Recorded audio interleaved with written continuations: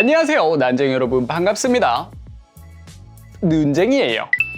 오늘은 갤럭시 폴드 리뷰를 할 텐데 그 전에 제 소개부터 하고 넘어가겠습니다. 저는 아이팟 나노, 셔플, 아이패드, 아이폰 등 여러 가지 애플 기기를 2009년 정도부터 썼었어요. 스마트폰 같은 경우에는 옛날에 갤럭시 S8을 서브폰으로 잠깐 썼던 적은 있는데 메인폰은 이때까지 아이폰만 썼었어요. 그런데 한 달 전쯤에 삼성에서 세계 최초로 인폴딩 폴더블 폰인 갤럭시 폴드를 상용화시켜서 메인폰으로 바꿔서 계속 썼었습니다. 그래서 오늘은 갤럭시 폴드를 한 달 동안 쓰면서 느꼈던 장점과 단점을 알려드리겠습니다. 첫 번째 장점은 대화면입니다. 갤럭시 폴드는 펼쳤을 때 화면 크기가 7.3인치인데 아이패드 미니 5가 7.9인치예요. 디스플레이 크기만 보면 두 모델이 큰 차이가 없는데 갤럭시 폴드의 베젤이 훨씬 더 작기 때문에 실제로 만져봤을 때는 아이패드 미니 5보다 갤럭시 폴드가 훨씬 더 작습니다. 그것 때문에 펴서 쓰더라도 태블릿을 쓴다는 느낌은 잘 안 들었는데 디스플레이가 커서 동영상을 볼 때나 멀티태스킹 작업을 할 때 정말 좋았습니다. 두 번째 장점은 삼성페이예요.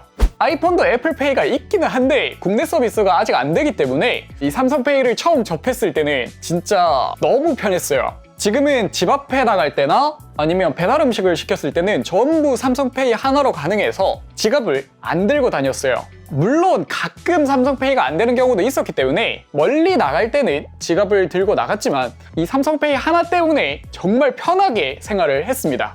세 번째 장점은 두 번째 장점인 삼성페이에서 이어지는 장점인데 삼성페이로 결제할 때마다 이거 무슨 폰이에요? 그거 갤럭시 폴드 아니에요? 한번 펴봐도 돼요? 보통 이럽니다. 이때까지 아이폰을 쓰면서는 단 한 번도 느껴본 적이 없던 시선이었거든요. 그래서 그거는 정말 좋았어요. 그리고 네 번째 장점은 음성 메모입니다. 삼성의 음성 메모 어플에 녹음한 거를 텍스트로 변환해주는 기능이 있는데 이게 정말 좋아요. 오늘 잘 잤습니다. 오늘은 지금 11월 10일 빼빼로데이고요. 제가 메모하는 걸 음성 메모로 좀 자주 하거든요. 그런데 녹음했던 걸 나중에 정리하려면 그 녹음된 파일을 전부 다 들으면서 정리를 해야 되는데 삼성의 음성 메모 어플은 녹음할 때는 편하게 말로 녹음하고 나중에 정리할 때는 텍스트만 보고 정리를 해도 돼서 옛날에 비해서 시간이 엄청 절약됐었습니다. 다섯 번째 장점은 iOS에 없는 어플들을 쓸 수가 있어요. 제가 요즘에 세럴드 픽셀 던전이라는 로그라이크 게임을 하고 있는데 이게 안드로이드 버전밖에 없어요. 그래서 아이폰을 쓸 때는 컴퓨터로 에뮬레이트를 써서만 플레이를 할 수가 있었는데 이제는 휴대폰으로도 할 수가 있는 거죠. 물론 iOS에만 있는 게임들도 있어요. 대표적으로는 인피니트 블레이드가 있고 최근에는 애플 아케이드 서비스를 시작하면서 독점작이 좀 더 많아졌죠. 하지만 그런 게임들은 비싼 아이폰 말고 저렴한 아이패드 미니로도 즐길 수가 있기 때문에 저한테는 안드로이드에만 있는 게임들을 할 수 있다는 건 정말 좋았어요. 장점은 이 정도예요. 솔직히 갤럭시 폴드라서 느꼈던 장점은 좀 적었고요. 안드로이드나 갤럭시라서 느꼈던 장점들이 좀 더 많았습니다. 그럼 이제 단점으로 넘어가 볼게요. 첫 번째 단점은 영상을 볼 때 가로 모드로 바꾸면 스피커가 손에 가려서 소리가 잘 안 들립니다. 그러면 반대로 잡으면 되는 거 아니냐고 하실 수 있는데 기본적으로 영상 어플들은 전체 화면 모드로 바꾸면 화면이 왼쪽으로 돌아갑니다. 아이폰, 아이패드도 그랬었기 때문에 저는 거기에 엄청나게 익숙해져 있어요. 물론 화면 돌아가는 거 무시하고 화면을 오른쪽으로 돌려서 사용해도 되지만 그러면 볼륨 조절이 불편합니다. 새끼손가락으로 볼륨 조절을 하거나 잡는 방법을 바꿔야만 볼륨 조절을 할 수가 있어요. 이거는 아이패드 프로 3세대처럼 스피커를 아예 네 방향으로 달거나 아니면 스피커를 반대 방향에 달았으면 참 좋았을 텐데 그거는 좀 아쉬웠어요. 두 번째 단점은 스크롤을 할 때 화면이 따로 움직입니다. 이게 웹툰을 볼 때는 크게 안 거슬렸는데 인터넷 서핑할 때는 많이 거슬렸어요. 이 부분은 민감한 사람이 아니라면 느끼기 어려울 정도의 딜레이이긴 하지만 펌웨어 업데이트로 고칠 수 있는 부분이라면 빨리 패치를 해줬으면 좋겠네요. 세 번째 단점은 바깥 화면과 안쪽 화면의 연동성 문제입니다. 이게 제가 썼던 어플에 한 90% 이상은 연동성에 문제가 없는데 메인으로 쓰는 몇 개의 어플이 연동성 문제가 있었어요. 토스, 바이브, 카카오 택시는 작은 화면에서 사용하다가 화면을 펼치면 작은 화면 그대로 이동이 되고요. 전체 화면으로 바꾸려면 오른쪽 아래에 버튼이 있는데 그 버튼을 누르면 어플이 재시작되면서 전체 화면 모드로 바뀝니다. 거꾸로 큰 화면에서 사용을 하다가 작은 화면으로 이동을 하면 어플이 자동으로 재시작이 돼요. 토스나 카카오 택시 같은 어플은 재시작이 돼도 크게 문제가 없는데 음악 앱의 문제가 좀 커요. 보통 음악 앱은 켜놓고 백그라운드에 놔두잖아요. 만약에 작은 화면에서 음악 앱을 켜서 사용을 하다가 백그라운드에 놔두고 펼친 상태에서 다시 그 앱을 켜면 자동으로 재시작이 됩니다.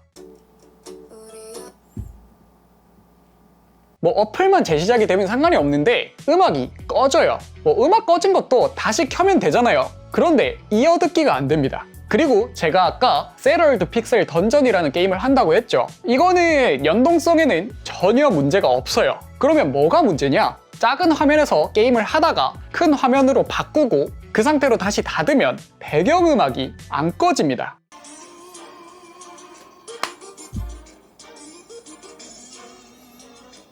배경음악을 끄려면 게임 옵션에서 아예 음악을 꺼버리든지 게임을 강제 종료해야 됩니다. 이게 진짜 너무 불편해요. 물론 이거는 앱 제작사에서 패치를 해줘야 되겠지만 갤럭시 폴드를 썼기 때문에 생기는 단점이기 때문에 알려드리는 겁니다. 그리고 네 번째 단점은 생체 인식이 불편합니다.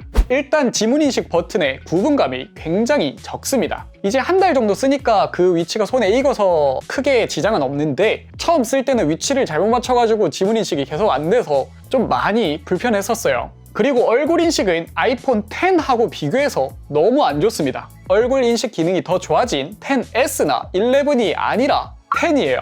이게 그 갤럭시 S8 때는 홍채 인식이었나? 그때도 인식률이 좀 별로여가지고 실망했었는데 갤럭시 폴드에는 홍채 인식이 빠졌죠? 그래서 그런가 더 안 좋은 것 같아요. 아이폰은 얼굴 인식을 한번 해두면 어두울 때나 아니면 내가 자고 일어나서 좀 개판이거나 안경을 벗고 있거나 쓰고 있거나 다 상관없이 인식이 잘 됐었는데 이거는 내가 모습이 조금만 달라도 인식이 안 돼요. 그리고 아이폰 때는 얼굴 인식 하나로 웬만한 결제들은 다 됐었는데 이거는 화면 잠금 해제만 얼굴 인식으로 가능하고 나머지 부분들은 전부 지문 인식으로 해결을 해야 합니다. 물론 어플에 따라서 얼굴 인식을 지원하는 앱들도 있던데 굉장히 적었고요. 그냥 지문 인식으로만 거의 다 사용을 했었습니다. 물론 아이폰은 그 얼굴 인식 기능을 넣기 위해서 엄청나게 큰 노치를 아직까지 못 없애고 있는데 갤럭시 폴드는 그게 없어도 작은 화면에서는 베젤이 엄청나게 크고요. 큰 화면에서도 카메라 쪽에 있는 노치가 굉장히 커요. 그리고 다섯 번째 단점은 스피커폰 품질입니다. 일단 스피커폰 볼륨이 좀 작아서 조금 멀리 두고 사용하면 상대가 말하는 목소리가 잘 안 들립니다. 스피커 소리만 작으면 다행인데 마이크 소리도 작습니다. 이때까지 아이폰을 썼을 때는 제가 키보드 옆에 스피커폰으로 해놓고 사용할 때 상대가 소리가 작다라는 말을 한 적이 단 한 번도 없었어요. 그런데 갤럭시 폴드로 바꾸고는 사람들이 마이크 소리가 너무 작다, 좀 크게 말해달라, 좀 가까이 해달라, 거의 항상 그럽니다. 그래서 제가 테스트를 해봤는데 아이폰 11 프로 통화 녹음 테스트를 하고 있습니다. 갤럭시 폴드하고 똑같은 위치에 두고 테스트를 하고 있고요. 지금은 갤럭시 폴드 통화 테스트를 하고 있고요. 원래 항상 세팅해뒀던 그런 키보드 왼쪽 위치 거기에 놓고 테스트를 하고 있습니다. 소리가 작다는 것보다는 중간중간 좀 날아갑니다. 그것 때문에 무슨 말을 하는지 구분이 잘 안 갔어요. 저는 밖에 나가서 통화하는 게 아닌 이상 대부분 스피커폰으로 통화를 하기 때문에 이 부분이 굉장히 불편했어요. 그리고 여섯 번째 단점은 마감입니다. 전체적인 마감은 1세대 치고 절대 나쁜 제품이 아니에요. 그런데 펼쳤을 때는 문제가 없는데 접었을 때 유격이 있어요. 약간 삐걱삐걱거립니다. 이게 처음 샀을 때는 아니랬는데 좀 쓰다 보니까 이러더라고요. 그리고 주름 부분도 생각보다 거슬립니다. 이것도 오히려 처음 샀을 때는 그 주름이 보인다고 해서 굉장히 신경 쓰면서 사용했었는데도 크게 안 느껴졌었거든요. 그런데 계속 쓰다 보니까 그 주름이 더 심해졌어요. 특히 화면이 어둡거나 주변 환경이 밝을 때 더 심한데 야외에서 사용할 때는 대부분 그런 환경이거든요. 그래서 밖에서 쓸 때마다 그 부분이 굉장히 신경 쓰였습니다. 그리고 주름이 만져집니다. 이것도 처음 썼을 때보다 지금이 좀 더 심해졌어요. 그런데 이 주름 부분을 만지는 게 스와이핑 할 때 빼고는 거의 없긴 한데 웹툰을 볼 때는 계속 스와이핑을 해야 되거든요. 그래서 페이지를 넘길 때마다 계속 느껴집니다. 물론 이 주름이 만져지는 게 저한테는 오히려 그 느낌이 좋아가지고 더 좋았는데 그러면 단점이 아니네요. 장점으로 바꾸겠습니다.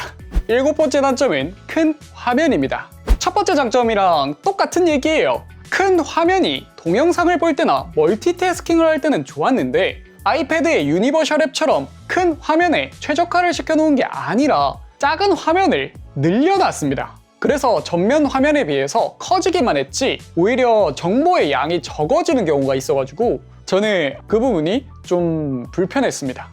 여기까지 갤럭시 폴드를 쓰면서 느꼈던 장점과 단점이었습니다. 장점 같은 경우는 갤럭시 폴드만의 장점이 적었던 거에 비해서 단점 같은 경우는 전부 갤럭시 폴드만의 단점이었죠. 확실히 1세대 제품이다 보니까 소소한 부분에서 단점으로 느껴졌던 게 꽤 많았던 것 같아요. 마지막으로 저는 게임 프레임은 굉장히 민감하게 생각해서 컴퓨터 같은 경우에는 부품이 나올 때마다 계속 바꾸거든요. 그런데 아이폰을 쓰면서는 끊긴다, 느리다 하는 느낌들을 크게 못 느꼈었기 때문에 자주 안 바꿨어요. 이제 바꾸는 경우는 그런 게 좀 많이 느껴지거나 아니면 제가 필요한 신기능이 나왔을 때만 바꿨어요. 그런데 갤럭시 폴드로 바꾸고부터는 중간중간 끊긴다, 느리다 하는 느낌들을 조금 많이 느꼈었어요. 이게 안드로이드가 옛날에 비해서는 엄청나게 좋아진 건 맞는데 아직까지 그 iOS 특유의 최적화는 못 따라오는 것 같아요. 제가 좀 많이 민감한 편이라서 이런 조그만 단점까지 여러분들한테 상세하게 설명드리다 보니까 좀 안 좋게 보였을 수도 있는데 갤럭시 폴드는 정말 잘 만든 스마트폰이 맞습니다. 그렇기 때문에 제가 말한 게 그렇게 신경 쓰이는 부분이 아니라면 갤럭시 폴드를 사는 거는 추천해요. 오늘 진짜 이렇게 혁신적인 제품을 제가 오랫동안 사용하면서 여러분들에게 장점하고 단점을 설명해 드렸는데 저는 그래도 이런 혁신보다는 안정성을 추구하는 타입이라서 다시 메인폰인 아이폰 11 프로로 넘어갈 것 같습니다.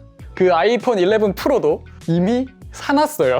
이거는 제가 애플워치도 같이 구매를 했기 때문에 그거하고 같이 언박싱을 진행할 예정이고 갤럭시 폴드 같은 경우는 사용을 안 할 게 아니고 서브폰으로 계속 사용할 예정입니다. 그럼 오늘 제가 준비한 영상은 여기까지고요. 난쟁이 여러분, 오늘 영상 봐주셔서 감사하고요. 저는 다음 시간에 뵙겠습니다. 그럼 모두 안녕!